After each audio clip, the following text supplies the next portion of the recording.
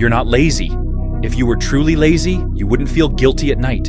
You wouldn't lie in bed replaying the day, thinking about everything you should have done. Lazy people don't feel that tension. They don't feel the frustration of knowing they're capable of more. So if you constantly feel that internal pressure, the feeling that you're wasting potential, then laziness probably isn't your problem. Your brain is overstimulated. And that changes everything. Identity disruption. Most people think their problem is discipline. They believe they just need stronger willpower, better motivation, more self-control. But here's the reality most people never hear.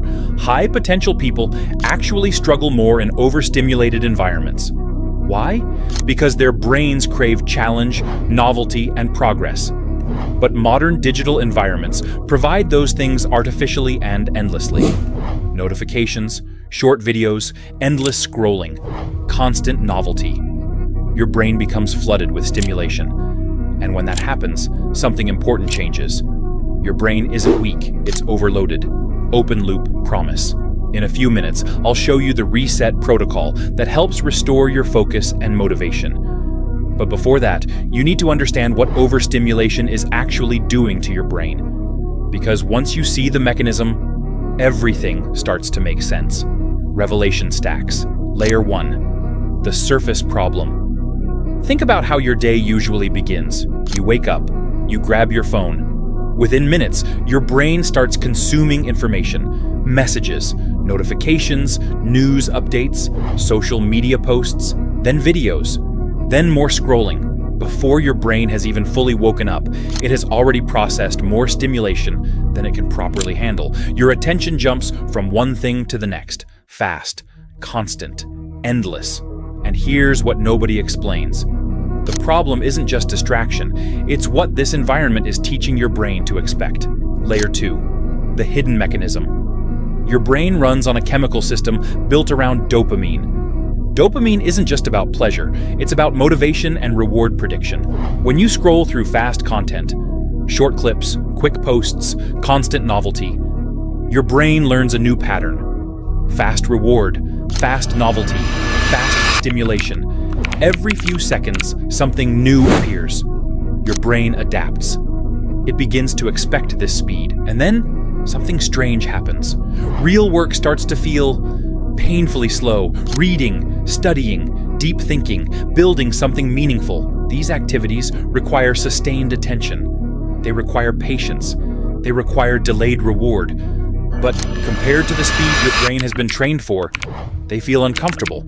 So your brain resists them.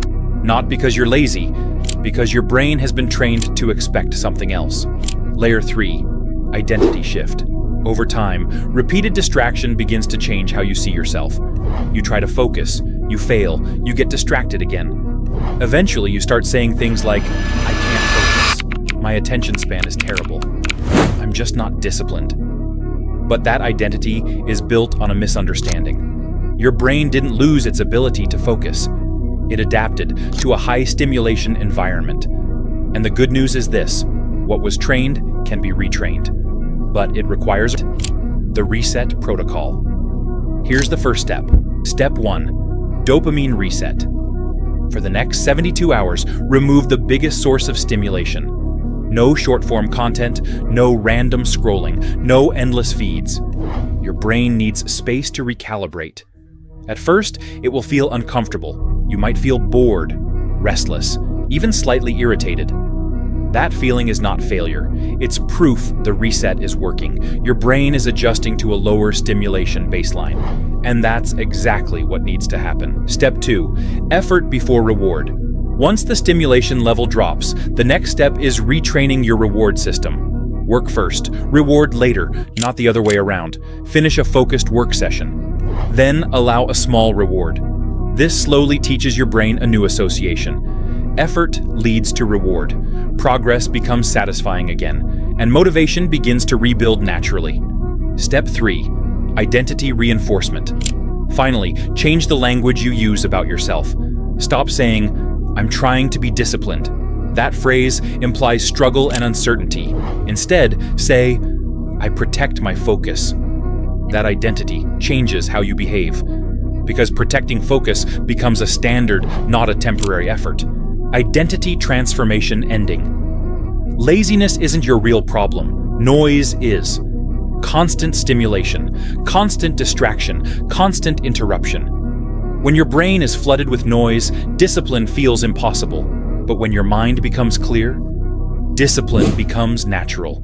Focus returns, motivation rebuilds. Most people will keep blaming themselves. A few people will reset their environment. And the ones who reset often rediscover the focus they thought they had lost. The question is simple. Will you keep fighting your brain, or will you reset it?